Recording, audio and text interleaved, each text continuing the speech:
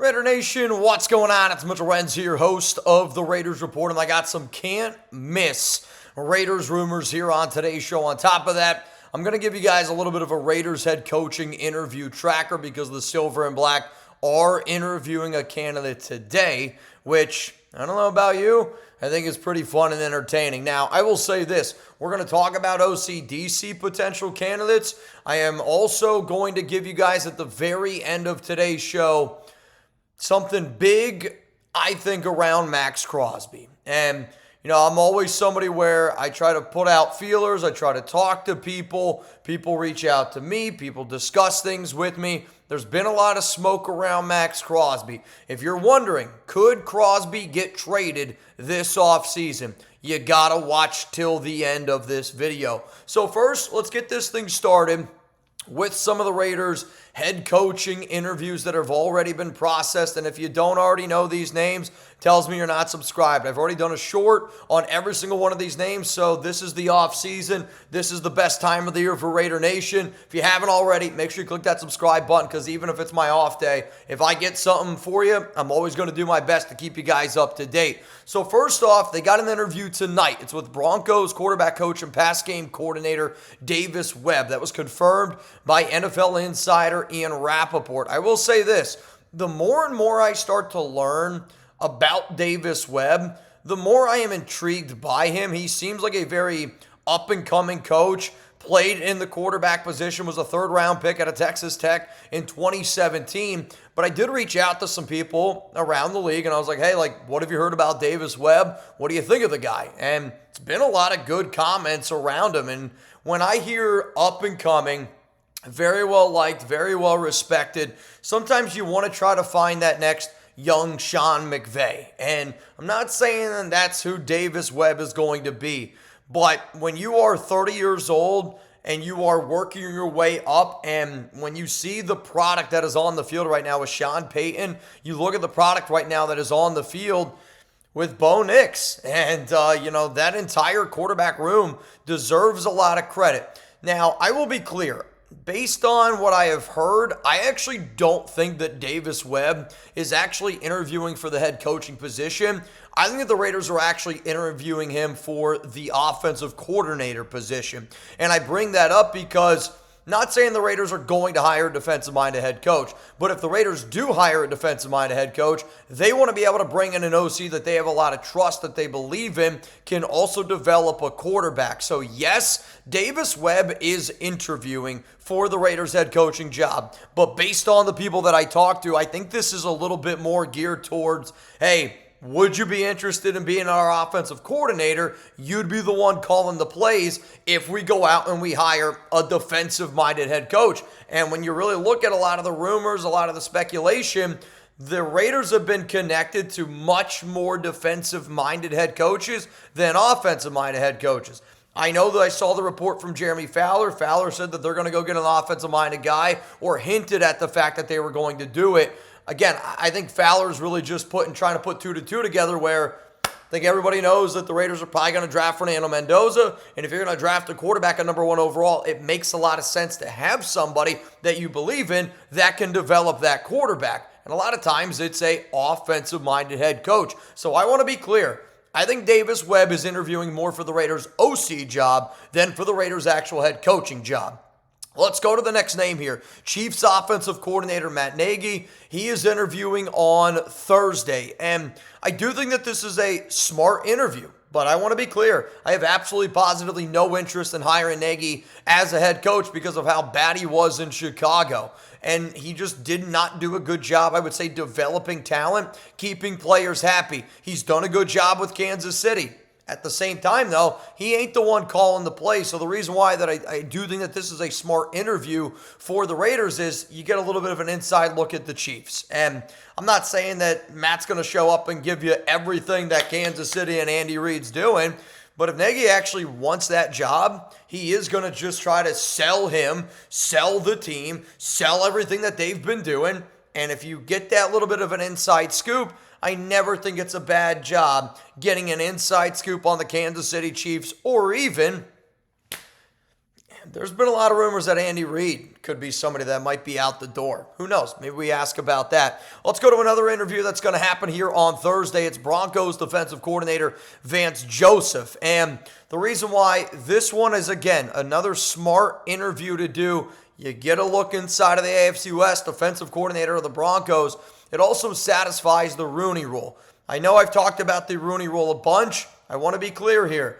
I like the Rooney Rule, and I don't like the Rooney Rule at the exact same time. If you don't know what it is, the Rooney Rule is in the NFL that you got to interview at least 2 coaches that are a minority. I do think Vance Joseph is a good defensive coordinator, but I don't think that anybody is going to hire him as a head coach. So if you're the Raiders, Tom Brady, John Spytek, the 2 that are leading this, what you need to be able to do is satisfy that Rooney Rule, interview 2 candidates. That way, whoever you want.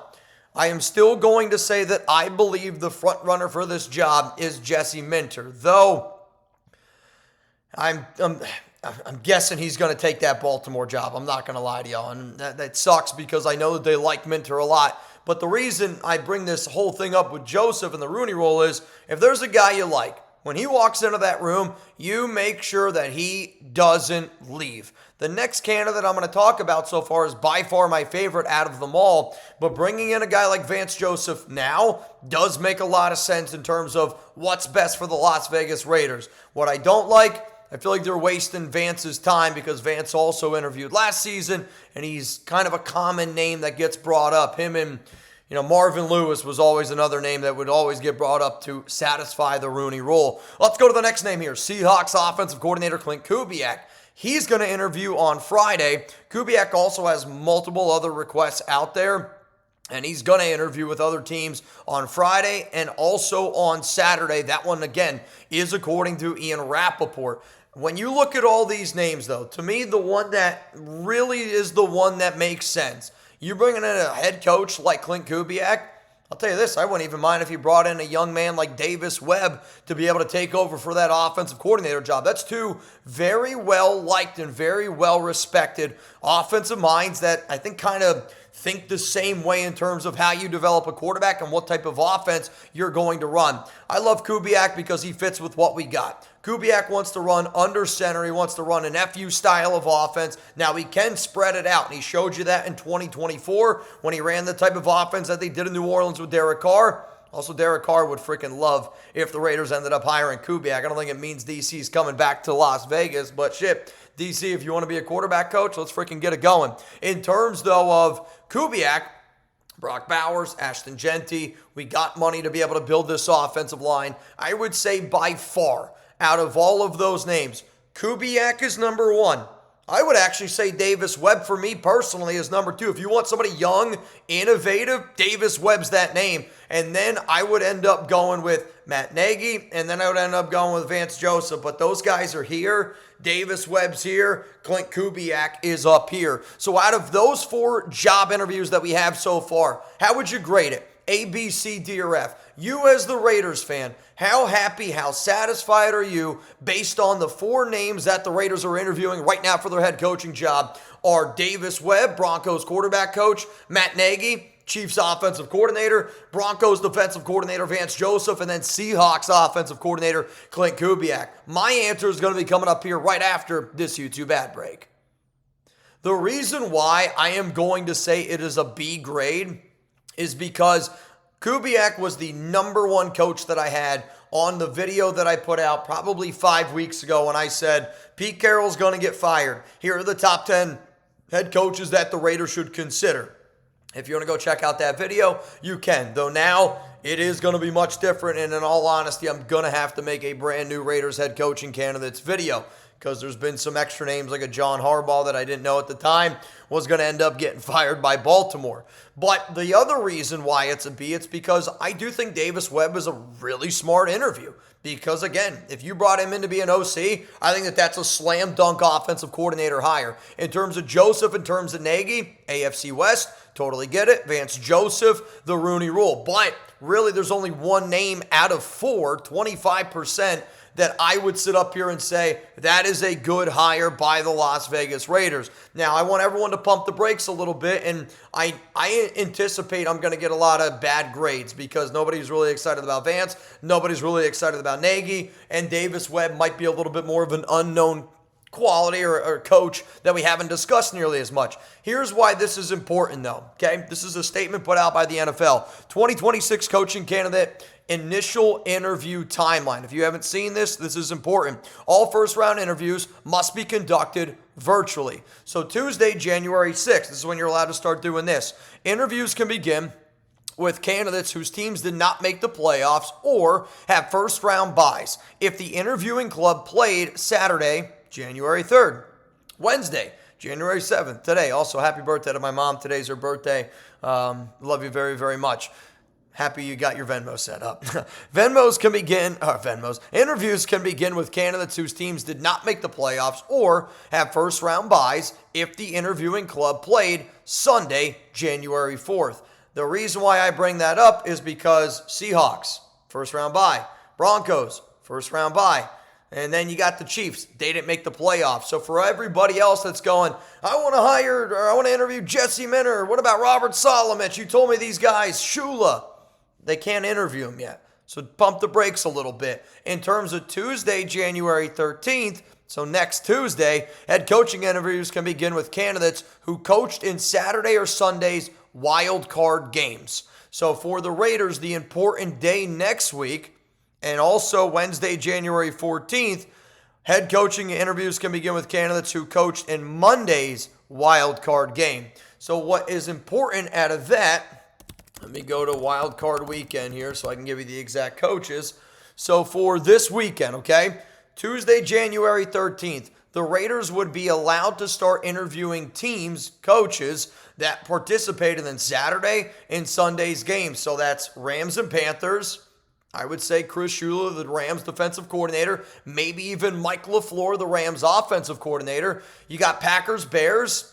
I'll say this, man. I think that you should interview Jeff Hafley, the defensive coordinator from Green Bay. There's also been a lot of speculation in regards to the Packers moving on from their head coach. Could be a guy for John Harbaugh. I should actually also mention this name for the Rams, Shieldhouse. He's been the quarterback's coach there. I actually think that that's another name that you should throw out there and consider. But then also you got Sunday. You got the Bills and Jags. I think the Jags would be a really interesting name like Udinsky. For the Bills, Joe Brady. 49ers, Robert Saleh. Philadelphia Eagles, there's not many other names that I would consider there. Sunday, Chargers, Patriots. Jesse Minter.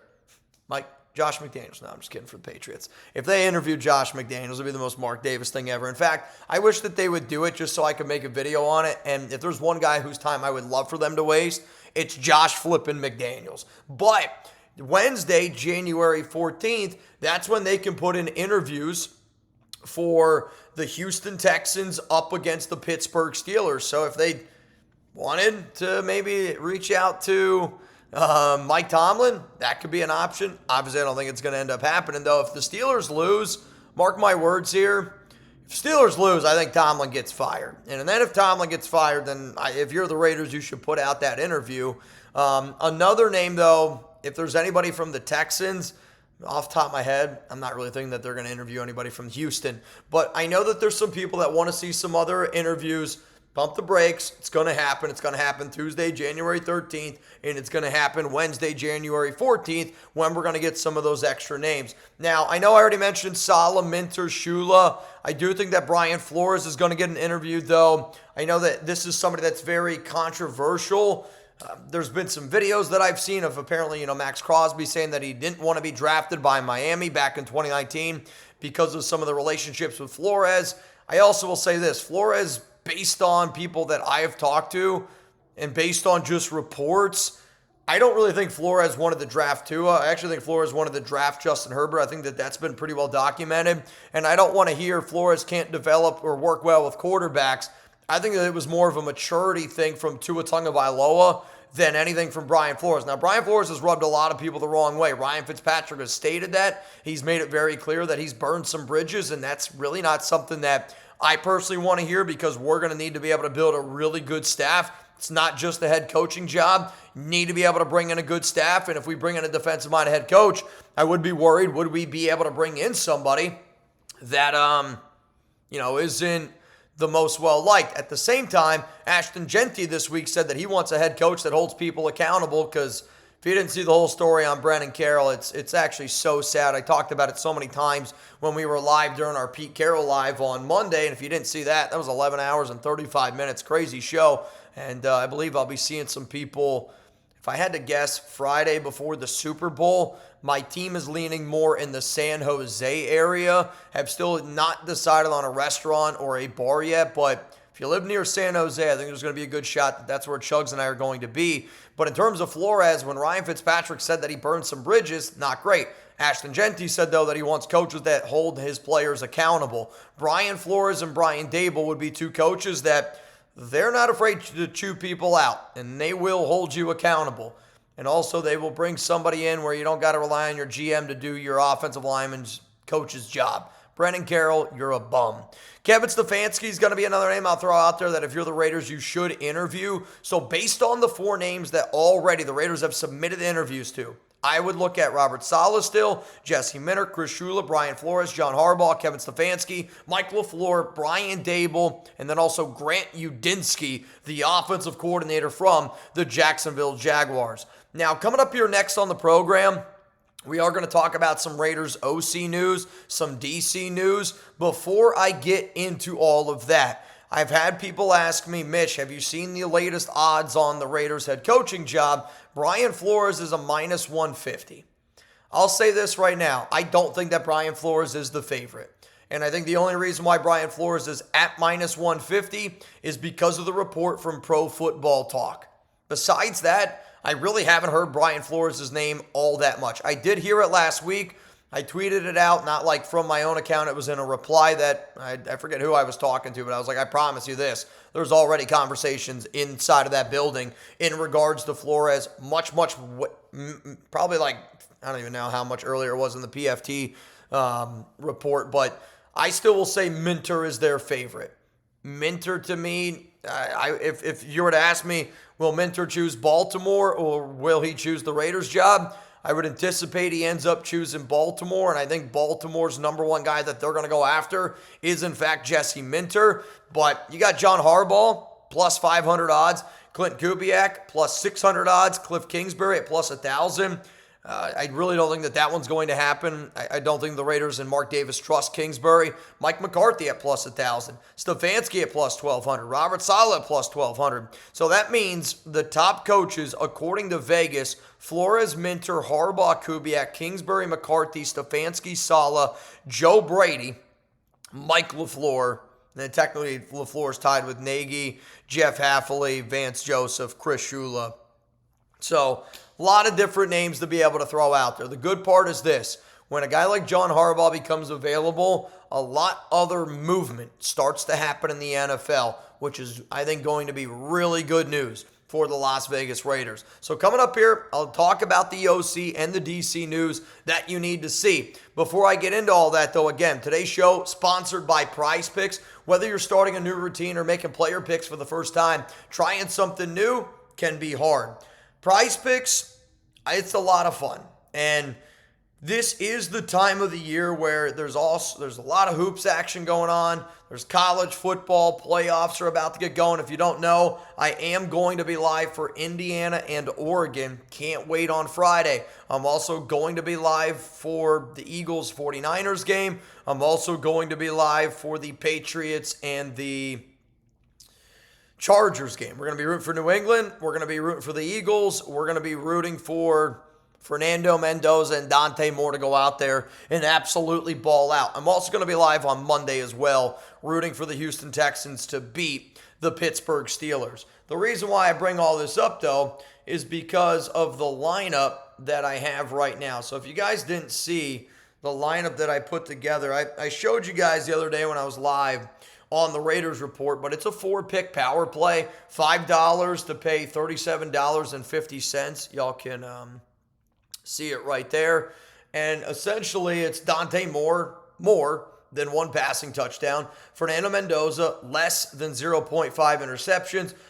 more than 208.5 passing yards, and then less than 24.5 rushing yards. So one of the things that I love about PrizePicks is stacks. And if you really are going to watch one player, two player, as much as I want to be able to evaluate other players in that Oregon and Indiana game, I'm going to be watching the two quarterbacks. The two quarterbacks that could go number one overall, the one quarterback in Mendoza, who I think ends up going number one overall. So you can join millions of users. Sign up for America's #1 fantasy sports app out there by downloading the PrizePicks app today. Make sure that you use code CLNS to get $50 in lineups after you play your first $5 lineup. That's code CLNS to get $50 in lineups after you play your first $5 lineup. PrizePicks, it's good to be right. So I know we're 20 minutes into this video. We still got to talk about OCDC.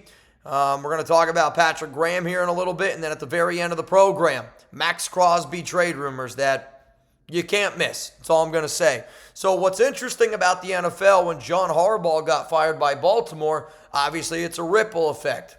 A lot of smoke.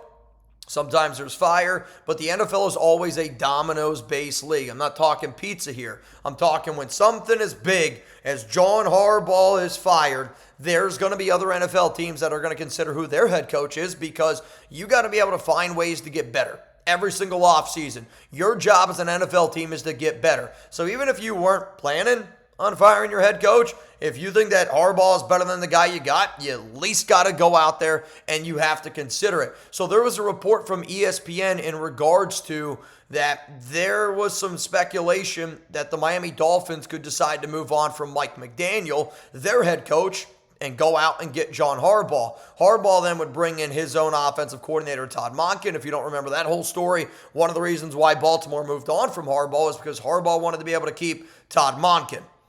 Apparently, that's not what Baltimore wanted to be able to do. They chose Lamar Jackson over Harbaugh. So if Harbaugh gets that job down in Miami, well, then he's probably going to take Monken down with them.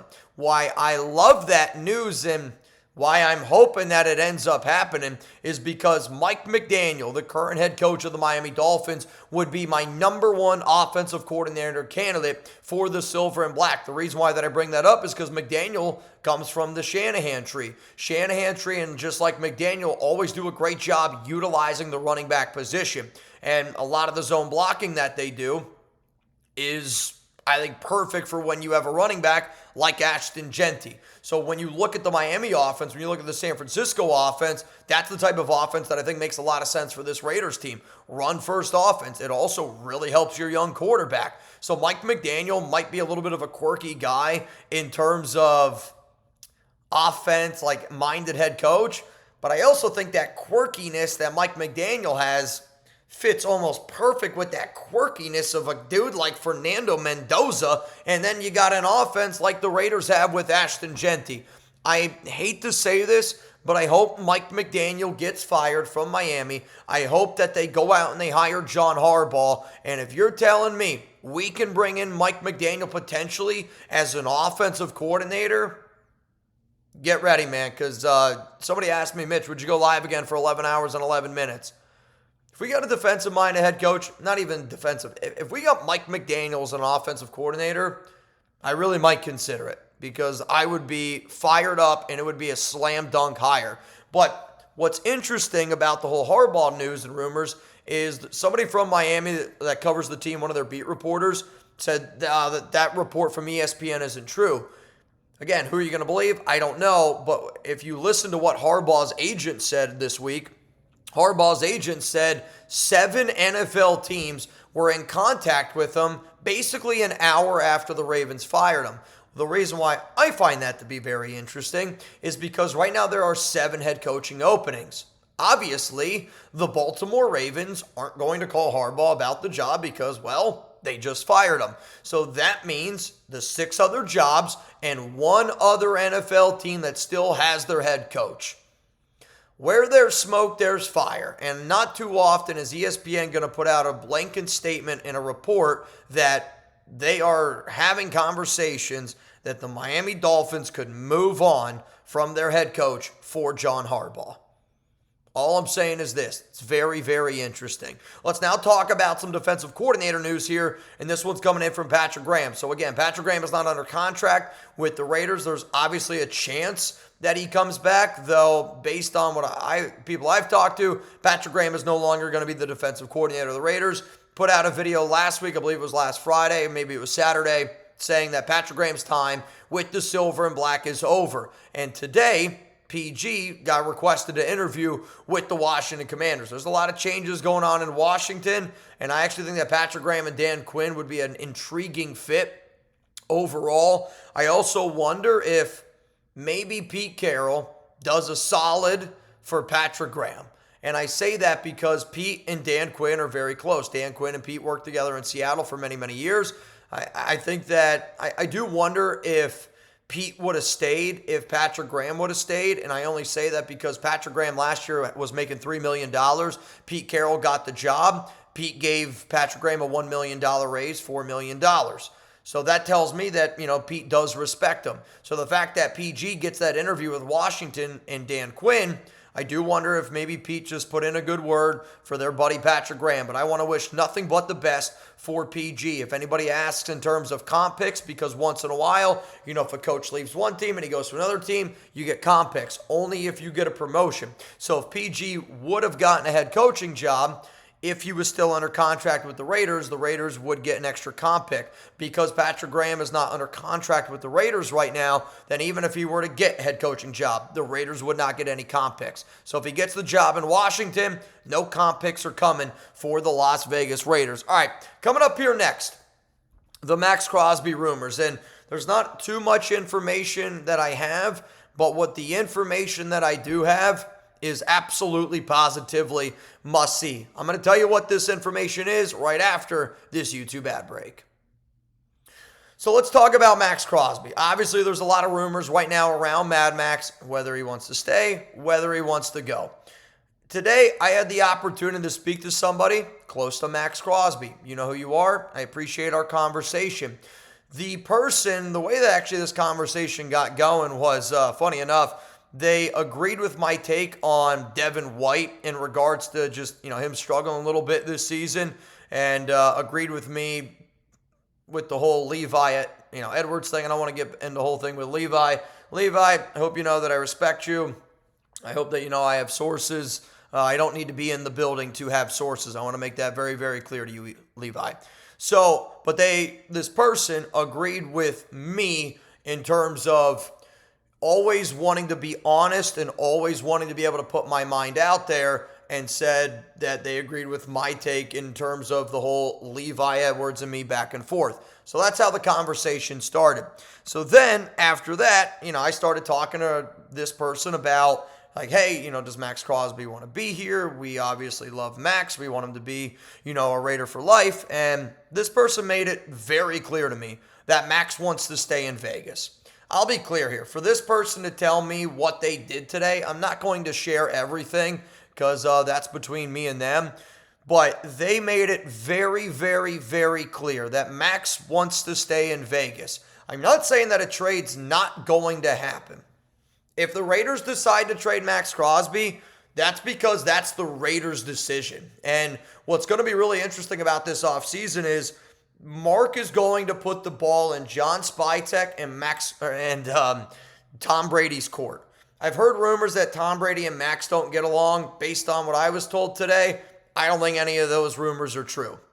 But if Spytek and Brady have a plan, from what I understand, Mark Davis is going to allow those two guys to do their plan because Spytek and Brady are not happy about how this past season went. And if you didn't see all the reports from ESPN about how much of a cluster that Pete Carroll, his Nepo son Brennan, and that coaching staff was this past year, I encourage you to go check out that ESPN report because it's absolutely disgusting what was happening from a coaching standpoint this year for the Las Vegas Raiders. And I'm just going to leave it like that. I also want to tip my cap to John Spytek for not allowing Brennan and Pete to trade away Jackson Powers Johnson because it's idiotic to think what that coaching staff was doing on the offensive line. Brendan, maybe instead of your eyes rolling in the back of your head, maybe you should pay attention to the players you got a little bit more. If that upsets you, look yourself in the mirror and ask yourself, did I do a good enough job? Did I do 100% my job? If you answered yes to that, well, then I definitely know that everything that's ever been given to you has been landed on you with a silver spoon. It's the definition of nepotism. Before I go on a tangent, I'm sorry. So again, back to the whole Max Crosby conversation. I know there's been reports from Jay Glazer. It's all over the place. Max wants out of Las Vegas. I want to be very, very, very clear. The person I talked to today made it unbelievably clear that Max wants to finish his career with the Las Vegas Raiders. I'll say this. Every person here would believe this person. So the last thing that this person told me was, quote, it's laughable in regards to what reporters are saying around Max. And I think what's the laughable part, wow, I can't say it. It's laughable part, say that a few times fast, is everybody is making it seem that there's this friction, that Max isn't getting along with these people like Tom and Spytech, and Max wants out. If I get any other words, I will tell you guys. You guys know I love rumors. I think that rumors are fun. I think that rumors are important. I think playing the rumor game is a lot like Tetris. It's a puzzle. You got to go a little bit Sherlock Holmes on it. But I'm never afraid to talk about any topic. If I think Max Crosby is going to get traded, I'm going to talk about it. If I think there's a chance Max Crosby is going to get traded, I'm going to talk about it. But I'm also not just going to say Max Crosby trade this and that because I know it's going to get clicks. If anything right now, I am trying to kill the Max Crosby trade rumors because every person that I talk to that is close to the Crosby family, that is close to 98 in the Condor, make it very, very clear to me that he wants to remain a Raider for life. Can things change in a year? Yes, of course they can. But Max was upset that he got shut down. But at the same time, Max, the only reason why you got shut down is because you're a psycho. And I love you to death. And I think everybody here from Raider Nation understands what I'm saying when I say a psycho. But Max is the type of guy that's going to put his literal life on the line, put his knee on the line for a team, even when they're not winning games, because he loves football, he loves the Raiders, he loves Raider Nation, he loves his teammates, and he knows that that opportunity to play doesn't last forever. At the exact same time, when you got a player that thinks like that, sometimes your organization needs to step in and say, we're only protecting you from you, because if we want to get the best head coach possible, if we want to get the things that we need to get to help you and I win a Lombardi trophy with your time in the Raiders, this is what you got to do. And I think we're going to rest you now, get an early surgery, and then that way we're going to be able to rock and roll come May, June, July, because that's the hope. They want Max Crosby to be there in the building in May when it's non-mandatory. Guarantee you Max Crosby's there non-mandatory in May. That's what good leaders do. That's what franchise guys do. That's what guys that wear a C on their chest. They're not flipping off fans, deleting their everything on their social media account when you're still under contract. They're trying to get rid of the cancers like Geno Smith, and they're trying to build guys forward like a Brock Bowers, like an Ashton Genty, like a Max Crosby. So to me, the number one thing outside of all the coaching stuff today, it was made very clear to me that Max Crosby wants to remain a Raider, and he wants to remain a Raider for the rest of his career. If you enjoyed today's show, hit that like button. If you want to share this content, make sure you click that share button. I will be back in the studio tomorrow. We're going to be getting you guys some more videos on the Raiders Report. And then, like always, we're going to continue to pump out content every single day. But I will be live Friday for Indiana and Oregon. I will be live on Sunday for 2 playoff matchups between the 49ers and the Eagles, the Patriots, and the Chargers. And then guess what? I'm going to be at work on Monday night, a little bit later. I'll still go live Monday in the morning. Not in the morning, but probably closer to the afternoon. And then I'm going to come in on Monday night, and we're going to do a little Monday Night Football, Texans-Steelers action. If you love the silver and black, if you love that it's playoff football time, make sure you're subscribed. Nobody's going to do a better job than me keeping you up to date on all things Raiders and watching a little bit of playoff football live with the nation. If you enjoyed today's video, don't be afraid. Click that subscribe button right here. I know it's a little bit of a longer video. I like to do these styles when I'm at home because I can rant and rave and I don't have as much to do today. Though Chuck and I and my wife, we're about to go for a walk after our lunch. So if you want to click these buttons right here, it's going to be more videos to be able to watch, be able to enjoy. I would greatly appreciate it. And also, if you haven't, make sure you're subscribed.